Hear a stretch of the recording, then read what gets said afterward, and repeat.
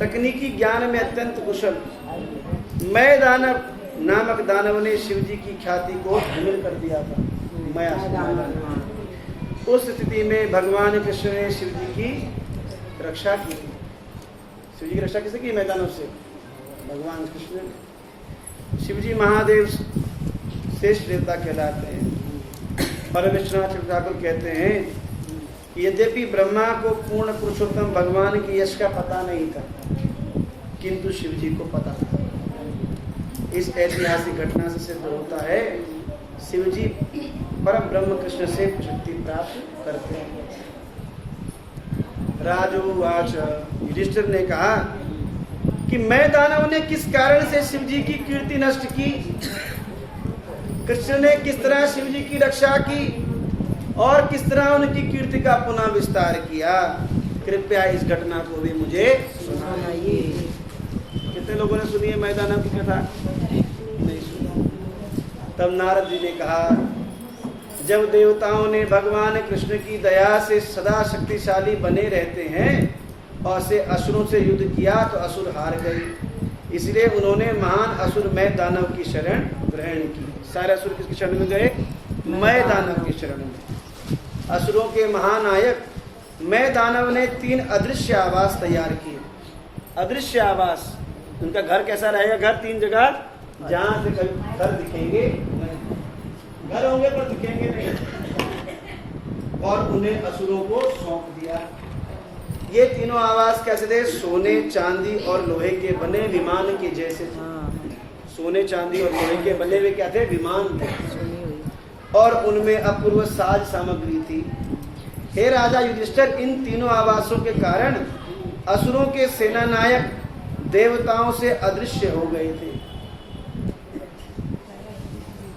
इस अवसर का लाभ उठाकर अपनी पूर्व शत्रुता का स्मरण करते हुए असुरगण 3 लोक, ऊर्ध्व, मध्य और अधोलोकों का विनाश करने लगे।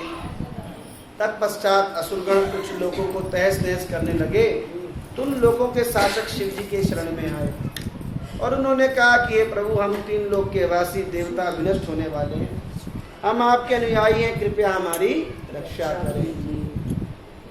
अत्यंत शक्तिशाली एवं समर्थ शिव जी ने उन्होंने ढाढ़स बंधाते हुए कहा कि डरो मत। तब उन्होंने अपने धनुष पर बाण चढ़ाकर असुरों द्वारा निवसित तीनों आवासों की ओर छोड़ दिया। शिव जी द्वारा छोड़े गए बाण सूर्यमंडल से निकलने वाले प्रज्वलित किरणों जैसे लग रहे थे। उनसे तीनों आवास रूपी विमान आच्छादित हो गए, जिससे वे दिखने बंद हो गए। शिव जी के सुनहरे बाणों से प्रहार किए जाने पर उन तीनों आवासों के निवासी असुर निष्प्राण होकर गिर पड़े। तब परम योगी मैं दानव ने उन्हें स्वयं द्वारा निर्मित अमृत कूप में लाकर डाल दिया। किसको? असुरों को। अमृत कूप में डाल दिया। सामान्यतः जो असुरगण अपनी योग शक्ति के कारण अत्यंत शक्तिशाली होते हैं, शक्ति इनके पास भी होती है। तो जो लोग कहते हैं हम चमत्कार दिखाते हैं, तो असुरों के पास भी चमत्कार दिखाने की बहुत शक्तियां होती हैं। किसकी कथा चल रही है? मैं दानव। हरि बोल। किसकी कथा चल रही है पीछे?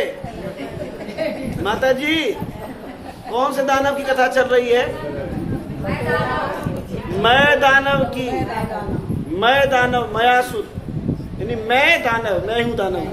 क्या हूँ? मैं, यानी कि मैं मायावी दानव।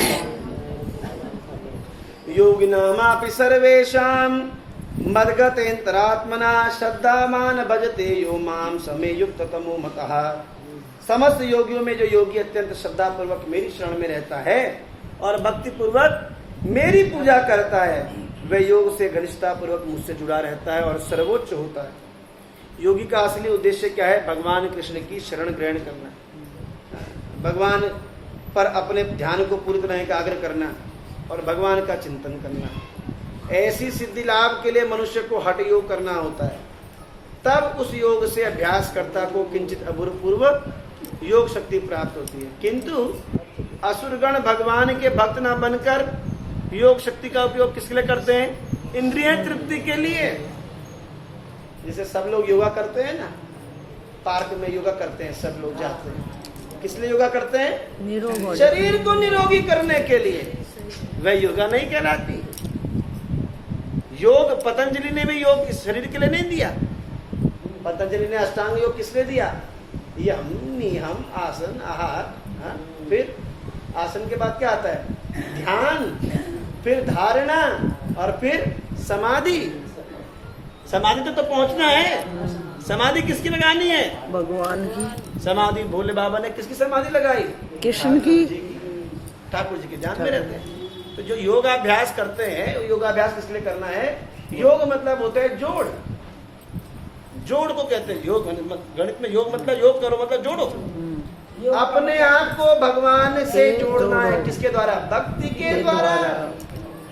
अगर भगवान का ध्यान नहीं किया और योग कर रहे हैं तो मन में शांति कहाँ से आएगी? इस शरीर को हवा निकालने के लिए नहीं है योग। योग किसके लिए?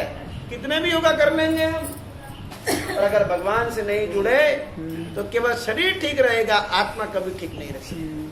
आत्मा को तो इस योग के द्वारा भगवान से जोड़ना होगा, जिसके द्वारा आत्मा अपने शाश्वत धाम में, अपने चिन्मय धाम में पहुंच जाए, जहाँ से वो आई थी। योग माने जोड़ना होता है। मैं कई दिन से इसके बारे में योग मतलब जोड़ है। असुरों के मृत शरीर इस अमृत का स्पर्श करते ही वज्र के समान अभेद्य हो गए। अमृत कूप में गए और वो अभेद्य हो गए। इतना बल प्राप्त कर लेने के कारण वे बादलों को विदीर्ण करने वाली बिजली की भांति खड़े हो गए। शिव जी को अत्यंत दुखी और निराश देखकर भगवान विष्णु ने विचार किया कि मैं दानव उत्पन्न इस उत्पात को किस प्रकार रोका जाए, क्योंकि शिव जी ने तो बाण चलाए थे। और शिव जी भी दुखी हो गए। तब ब्रह्मा जी बछड़ा और भगवान विष्णु गाय बन गए और दोपहर के समय आवास में प्रवेश करके कुएं का सारा अमृत पी गए। जहाँ पे आवास में क्या था? अमृत कूप था। भगवान बन के गए गैया और शिव जी बन के गए बछैया। ब्रह्मा जी बन के गए बछैया और सारा अमृत कूप का अमृत पी गए। फिर असुरों ने बछड़े और गाय को देखा, लेकिन भगवान द्वारा उत्पन्न मोह शक्ति के कारण वे उन्हें रोक नहीं पाए। महायोगी मयसुर को पता चल गया कि बछड़ा और गाय अमृत पी रहे और समझ गया कि यह अदृश्य दैवी शक्ति के कारण हो रहा है। इस प्रकार वह पश्चाताप करते हुए असुरों से बोला,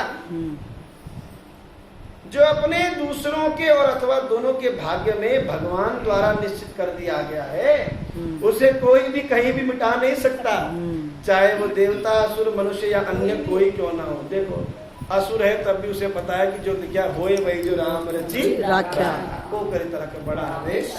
अनहोनी होनी ही और होनी होए सो होए। तो ऐसा उसने कह दिया उन्हें। नारद मुनि ने आगे कहा, तत्पश्चात कृष्ण ने शिव जी को अपनी निजी शक्ति से धर्म, ज्ञान, त्याग, ऐश्वर्य, तपस्या, विद्या, कर्म से युक्त थी, सभी प्रकार की साज सामग्री से रथ, सारथी, ध्वजा, घोड़े, हाथी, धनुष, ढाल, बाण से लैस कर दिया। इस तरह शिव जी ने अपने धनुष बाण द्वारा असुरों से लड़ने के लिए रथ पर आसीन हो गए। हे राजा युधिष्ठिर, जब परम शक्तिशाली शिव जी ने अपने धनुष पर बाण चढ़ाए और दोपहर के समय असुरों के तीनों आवासों में अग्नि लगाकर उन्हें नष्ट कर दिया, तब आकाश में अपने अपने विमानों में आसीन कुछ लोगों के निवासियों ने क्या करी?